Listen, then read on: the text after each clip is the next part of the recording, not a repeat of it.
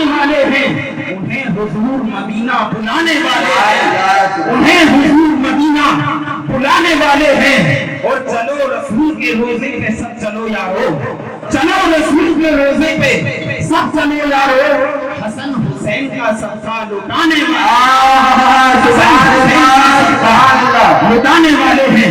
لیجیے حضرات، ہم نے آپ کے سامنے خطیب اہل سنت ناشر مسلک اعلیٰ حضرت علامہ مولانا مشرف رضا صاحب قبلہ سبحانی کو دعوت دے رہا ہوں کہ وہ تشریف لائیں اور اپنے خطاب سے ہم سامعین کے قلوب کو منور و مجلہ فرمائیں۔ آئیے حضرت کا ویلکم استقبال نعرے کے ساتھ کر لیجیے، محبت سے بولیے نعرہ تکبیر۔ زمانے والوں کو بتا دو کہ تکبیر کے نعروں سے زمانے کو ہلا دیں گے، اسلام کی عظمت پہ ہم جان لوٹا دیں گے۔ گر چھیڑا جہاں والو اسلام کے شیروں کو، 1400 برس پہلا قرآن مچا دیں گے۔ اپنے ہاتھوں کو اٹھائیے، فضا میں لہرا کے بولیے نعرہ تکبیر، نعرہ رسالت، نعرہ حیدری، نعرہ غوثیت، احمد مصطفیٰ کانفرنس، جشن دستار بندی، علماء اہل سنت، مدرسہ اہل سنت غوث الورا مولانا مشرف رضا صاحب قبلہ سبحانی، اٹھا لے جامع اللہ جو ہوگا دیکھا جائے گا، اٹھا لے جامع اللہ جو ہوگا دیکھا جائے گا، تو پیلے پڑھ کے بسم اللہ جو ہوگا دیکھا جائے گا، اور سرے محشر کوئی پوچھے کہ جنت کون بانٹے گا، تو کہہ دینا رسول اللہ جو ہوگا دیکھا جائے گا۔ الحمد لله الذي فضل سيدنا ومولانا محمدا على العالمين جميعا وأقامه يوم القيامة للمذنبين المتلبسين الخطائين الهالكين شفيعا، فصلى الله تعالى وسلم وبارك عليه وعلى كل من هو محبوب ومرضي لديه، صلاة تبقى وتدوم بدوام الملك الحي القيوم، وأشهد أن لا إله إلا الله وحده لا شريك له، سبحان اللہ، سبحان اللہ، ونشهد أن سيدنا ومولانا محمدا عبده ورسوله، أما بعد فأعوذ بالله من الشيطان الرجيم، بسم الله الرحمن الرحيم، ومن يطع الله والرسول فأولئك مع الذين أنعم الله عليهم من النبيين والصديقين والشهداء والصالحين وحسن أولئك رفيقا۔ سبحان اللہ، سبحان اللہ، صدق الله مولانا العظيم وبلغنا رسوله النبي الأمين الكريم، ونحن على ذلك لمن الشاهدين والشاكرين، والحمد لله رب العالمين۔ یا خدا بہر جناب مصطفیٰ امداد کن، یا رسول اللہ از بہر خدا امداد کن، یا امان الخائفین، یا رحمت للعالمین، یا شفیع المذنبین، یا ملتجا امداد کن، یا شہید کربلا، یا دافع کرب و بلا، گل رخا شہزادہ گلبو قبا امداد کن، غوث اعظم بمنے بے سر و ساما مدد، قبلہ دی مدد، کعبہ ایماں مدد، بگرداب بلا افتاد کشتی مدد کن، یا معین الدین چشتی، قادری امنارے، یا غوث اعظم زنم، دمز شیخ احمد رضا خان قطب عالم زنم، ممبر پر تشریف فرما مصلح قوم ملت حضرت مولانا قاری رفیع الدین صاحب قبلہ اویسی، نقیب اجلاس محب محترم عالی جناب قاری سلیمان صاحب قبلہ، قائد اجلاس ناشر مسلک اعلیٰ حضرت قبلہ قاری جنید رضا صاحب لطیفی، ناظم اعلیٰ مدرسہ اہل سنت غوث الورا، شاعر اہل سنت قاری محمد عارف صاحب قبلہ، اور بلبل باغ مدینہ محب گرامی قاری غلام یاسین صاحب، قاری ظہیر احمد صاحب، اور جملہ ارباب منبر، علماء کرام، ائمہ مساجد، آئیے ہم اور آپ عرض و معروض سے پہلے طریقہ اہل سنت کے مطابق اپنی اور ساری کائنات کے مرکز عقیدت حضور رحمت عالم، نازش آدم، فخر آدم و بنی آدم، سیاہ لامکان، شہنشاہ این و آن، حضور احمد مجتبی، روحی فدا ہو جناب محمد مصطفیٰ، ارواحنا فدا صلی اللہ علیہ وسلم کی مقدس و معظم بارگاہ میں ہدیہ درود و سلام پیش فرمائیں اور ذرا بآواز بلند پڑھیں۔ اللہم صلی علی سیدنا ومولانا محمد وعلی آل سیدنا ومولانا محمد وبارک وسلم، صلاۃ و سلاما علیک یا رسول اللہ، صلاۃ و سلاما علیک یا نبی اللہ، وعلی آلک وَأَصْحَابِكَ يَا شَفِيعَنَا عِنْدَ اللَّهِ صلی اللہ علیہ وسلم۔ برادران ملت اسلامیہ، آج ہم اور آپ مدرسہ اہل سنت غوث الورا کے زیر اہتمام منعقد ہونے والا سالانہ یہ اجلاس بنام آمد مصطفیٰ کانفرنس و جشن غوث الورا و جلسہ دستار بندی میں ہم سب حاضری کی سعادتیں حاصل کر رہے ہیں۔ ہمارے اس اجلاس کے خطبہ، خصوصی خطبہ منبر پر تشریف فرما ہونے والے ہیں حضرت علامہ مفتی فرقان عالم صاحب قبلہ بدایونی، ناظم اعلیٰ دارالعلوم گلشن رضا مصطفیٰ پہاسو ضلع بلند شہر، اور گلے گلزار سیادت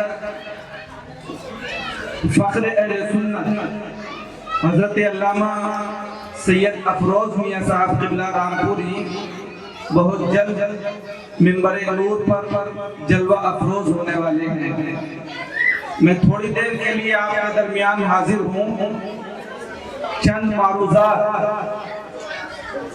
اجلاس کے حوالے سے اور چند تلاوت کردہ آیت کریمہ کی تفسیری فوائد آپ کے گوش گزار کر کے میں اپنے گفتگو کو ختم کروں گا۔ اللہ جل وعلا کی بارگاہ میں دعا ہے کہ رب قدیر میری زبان پر کلمت الحق جاری فرمائے اور ہم سب کو اس پر عمل کرنے کی توفیق رفیق عطا فرمائے، آمین یا رب العالمین، بجاہ نبی الامین علیہ الصلوۃ والتسلیم۔ پیارے اسلامی بھائیوں، دور حاضر میں مدارس اسلامیہ کی اہمیت اور افادیت کو قوم مسلم کو بہت اچھی طرح سے محسوس کرنا چاہیے۔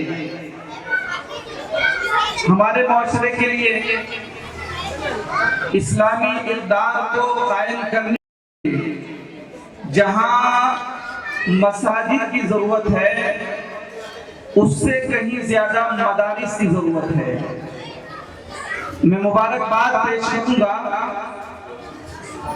عزیز گرامی قاری جنید عالم صاحب لطیفی کو کہ ایسے پرفتن دور اور ہوش ربا ماحول میں جب کہ لوگ دین سے دوری بنا رہے ہیں، ہمارا معاشرہ بگاڑ کی طرف جا رہا ہے، نوجوان نافرمانیوں کی طرف بڑھ رہے ہیں، ایسے ماحول میں وہ مدرسہ اہل سنت غوث الورا کے پلیٹ فارم سے ہمارے نونہالوں کو اور ہمارے نوجوانوں کو دین سے قریب کرنے کی بھرپور سعی کر رہے ہیں۔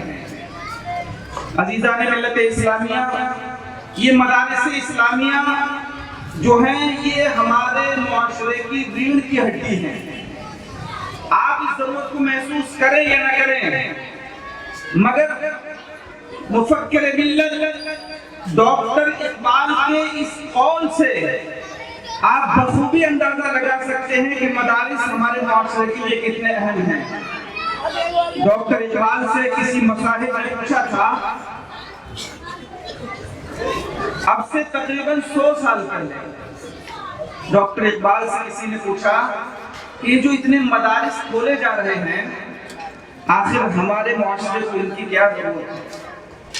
تو ڈاکٹر اقبال نے اس بات کو سن کر ان کی آنکھیں آپ دیدہ ہو گئیں، آنکھیں برسنے لگیں اور بھیگی ہوئی پلکوں میں بھرائی ہوئی آواز میں جواب دیا، نادانوں تمہیں معلوم نہیں یہ مدارس اسلامیہ ہمارے لیے کتنے اہم ہیں۔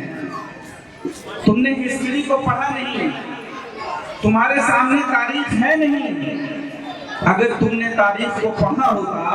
نعرہ تکبیر، نعرہ رسالت، علماء اہل سنت، نقیب اجلاس قاری ذوالفقار رضا صاحب صلی اللہ سنبھلی، شاعر اسلام جناب عالم نظامی صاحب قبلہ، نعرہ تکبیر، نعرہ رسالت۔ تشریف رکھیے اب حضرات۔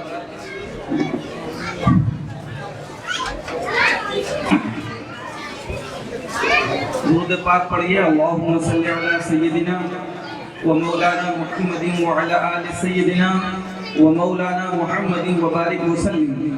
صلاۃ و سلام علیک یا رسول اللہ، صلاۃ و سلام علیک یا نبی اللہ وعلی آلک و اصحابک یا شفیعنا عند اللہ صلی اللہ تعالی علیہ وسلم۔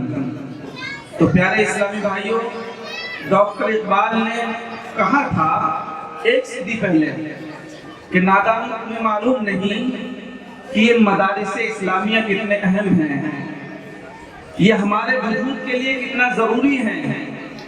انہوں نے اسپین کا حوالہ دیا، اندلس کی سرزمین، جب وہاں سے مسلمانوں کا خاتمہ کرنا ہوا تو جانتے ہو دشمنان اسلام نے پہلے وہاں کے دینی مدرسوں کو ختم کیا۔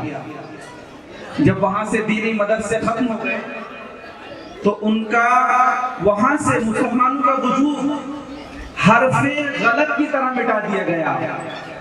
یوں اسلام ایسے یوں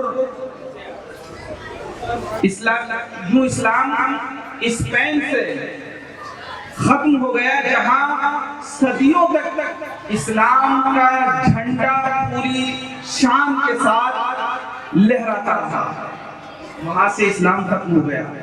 اس لیے کہ ان مدارس میں جو پڑھایا جاتا ہے، علم دین پڑھایا جاتا ہے، بچے حافظ قرآن ہوتے ہیں، عالم دین ہوتے ہیں۔ جب یہ عالم دین بن جاتے ہیں تو پوری ملت اسلامیہ کے ایمان اور عقیدے کی حفاظت کی ذمہ داری ان کے سروں پر آ جاتی ہے، بے شک، اور ان کے ناتواں بازو بھرپور طریقے سے اس ذمہ داری کو نبھاتے ہوئے نظر آتے ہیں۔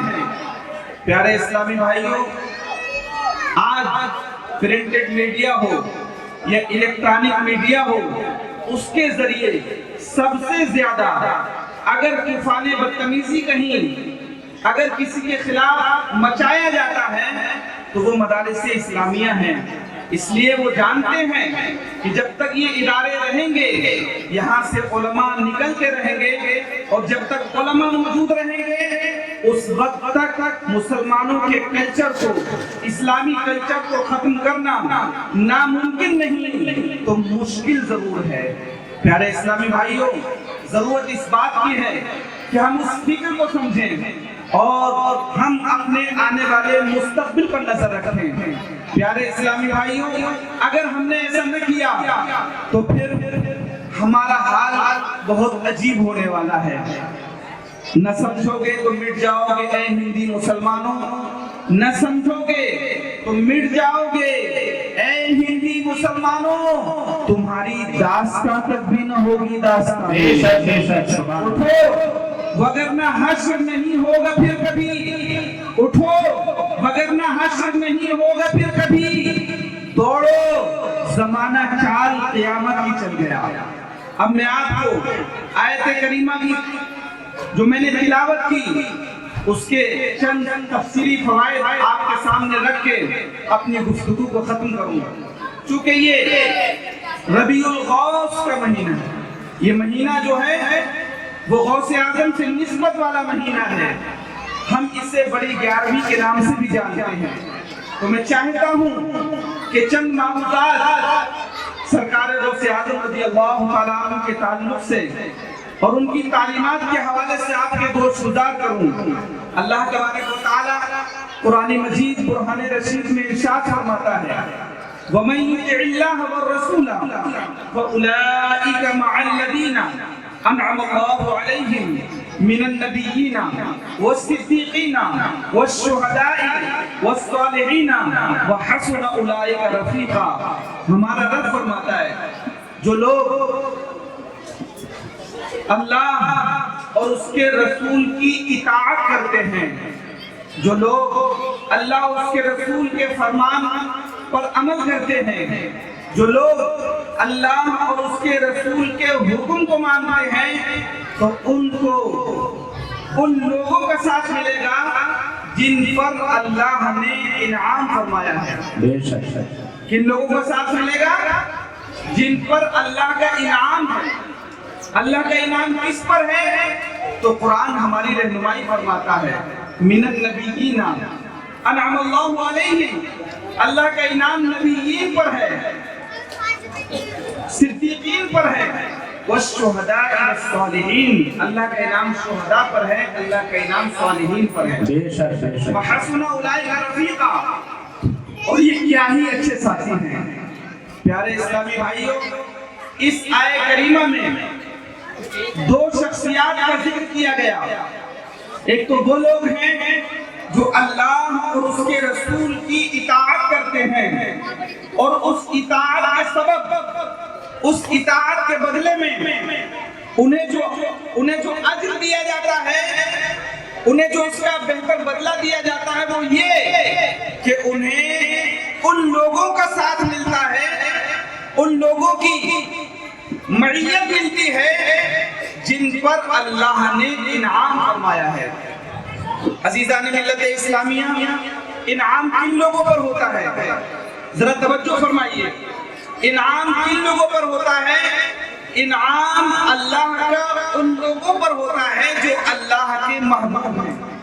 اس پر ہوتا ہے انعام، اللہ کا انعام اللہ کے محبوبوں پر ہوتا ہے، اور اللہ کے جو محبوب ہیں ان کا ساتھ کن لوگوں کو ملتا ہے؟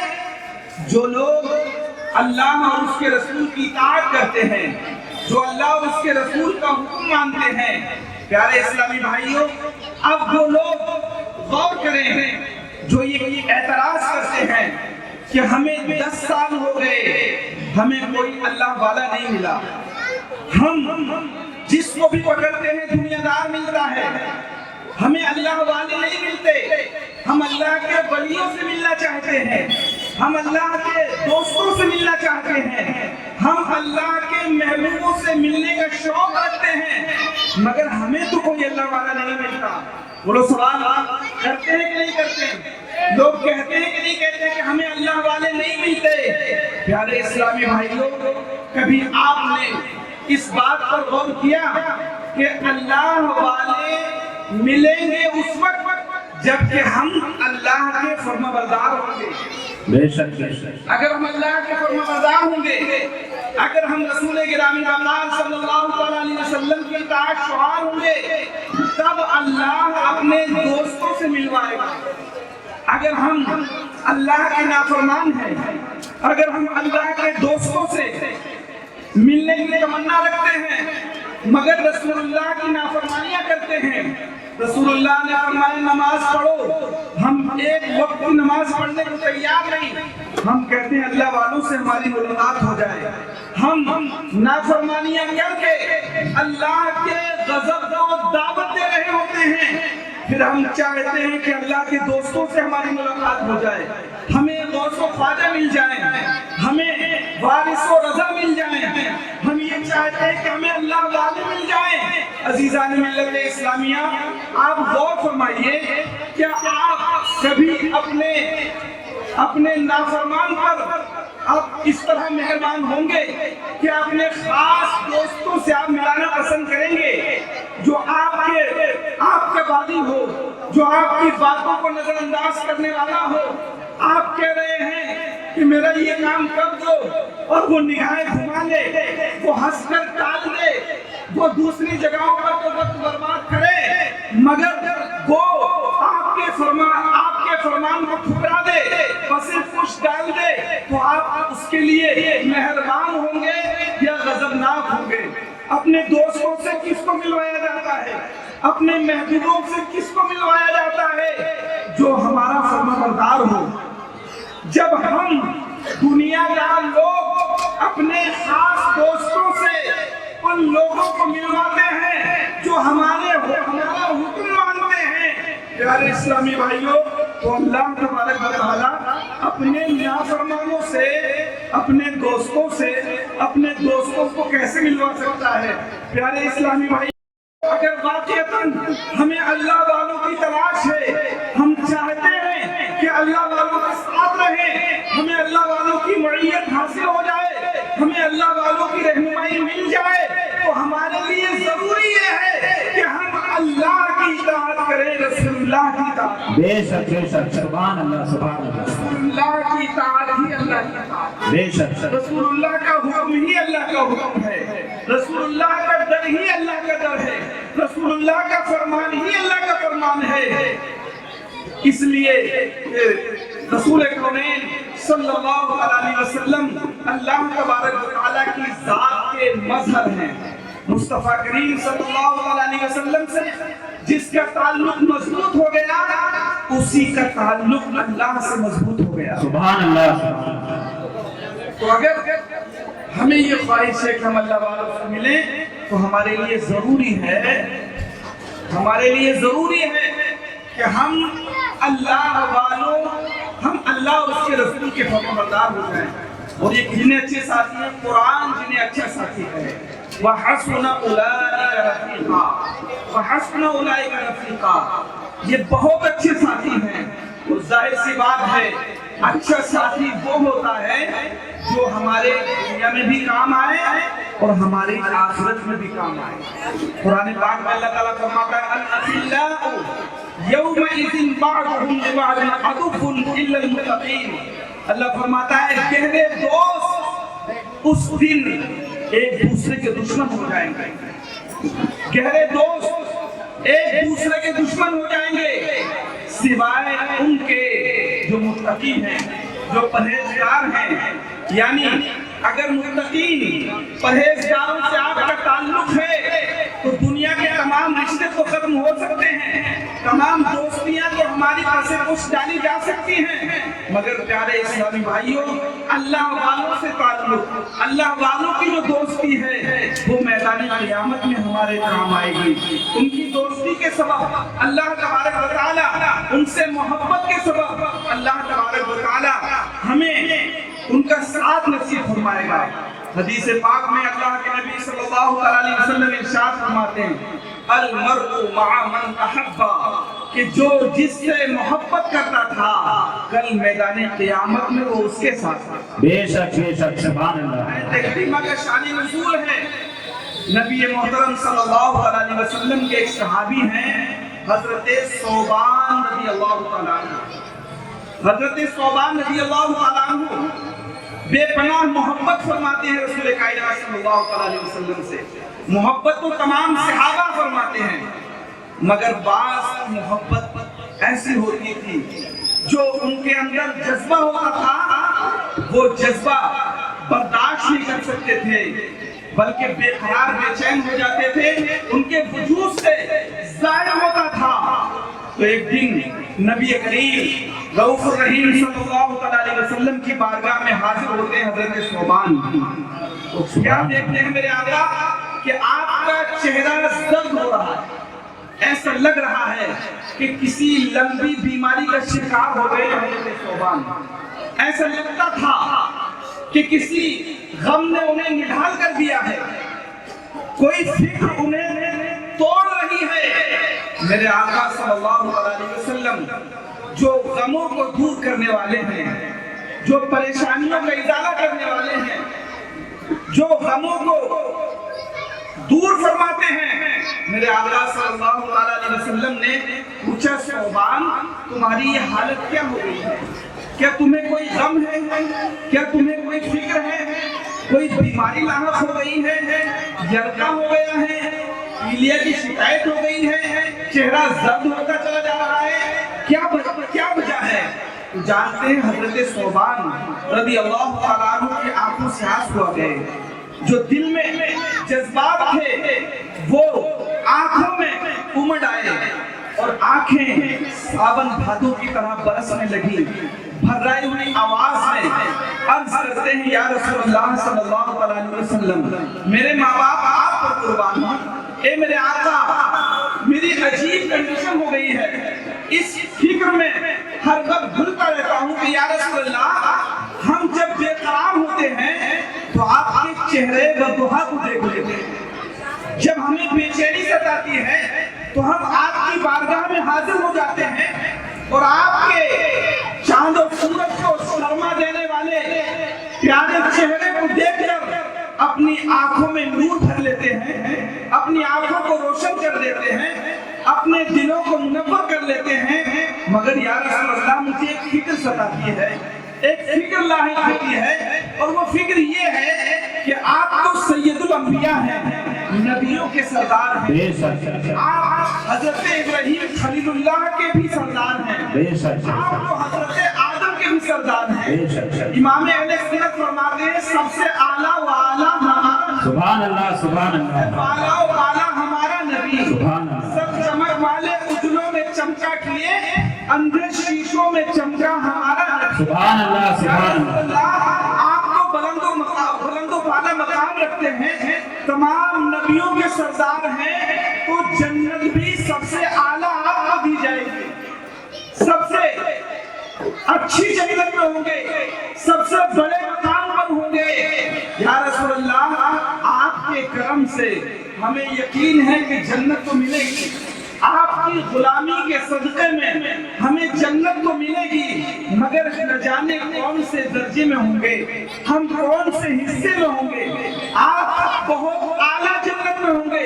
مجھے ہر وقت فکر یہ ستاتی ہے یا رسول اللہ پھر ہم آپ کو وہاں دیکھ پائیں گے کہ نہیں دیکھ پائیں گے، آپ کے چہرے وضحا کی زیارت ہمیں ہو پائے گی کہ نہیں ہو پائے گی. یا رسول اللہ یہ غم مجھے ستاتا ہے. تو اللہ تبارک و تعالیٰ کے حبیب صلی اللہ علیہ وسلم ان کی اس حالت کو دیکھ کر مسکرا دیتے ہیں، اور سرکار کا مسکرانا کیا تھا، یوں مسکرائے جان سی کلیوں میں پڑ گئی. سبحان اللہ. مسکرائے جان سی کلیوں میں پڑ گئی، یوں لب کشا ہوئے کہ گلستہ بنا. سبحان اللہ سبحان اللہ. ابھی مسکرا ہی رہے ہیں کہ جبریل تشریف لاتے ہیں، سدرہ کے مکین آتے ہیں اور قرآن پاک کی یہ آیت کریمہ پڑھ کر سناتے ہیں. وَمَن يُطِعِ اللَّهَ وَالرَّسُولَ فَأُولَٰئِكَ مَعَ الَّذِينَ أَنْعَمَ اللَّهُ عَلَيْهِم مِّنَ النَّبِيِّينَ وَالصِّدِّيقِينَ وَالشُّهَدَاءِ وَالصَّالِحِينَ وَحَسُنَ أُولَٰئِكَ رَفِيقًا.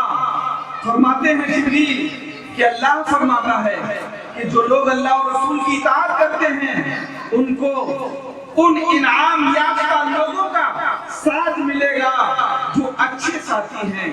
عزیزان ملت اسلامیہ، تو ہمیں چاہیے کہ ہم اپنی زندگی کو مصطفیٰ کی محبت سے اپنے سینوں کو منور کریں اور اپنی زندگی اطاعت رسول میں گزاریں۔ جب ہم اطاعت رسول کریں گے، اطاعت خدا کریں گے، تو اللہ ہمیں اچھے ساتھی عطا فرمائے گا۔ اچھے ساتھیوں کا ساتھ ہمیں دنیا میں بھی کامیاب بنائے گا اور ہمیں آخرت میں بھی کامیاب بنائے گا۔ خوب کی سیر چمن، پھول چنے شاد رہیں، باغ جاتا ہے اب گلشن تیرا آباد رہے۔ یہ قصہ لطیف ابھی ناتمام ہے، جو کچھ بیان ہوا وہ آغاز بات تھا۔ وآخر دعوانا ان الحمدللہ رب العالمین۔ السلام علیکم ورحمۃ اللہ وبرکاتہ۔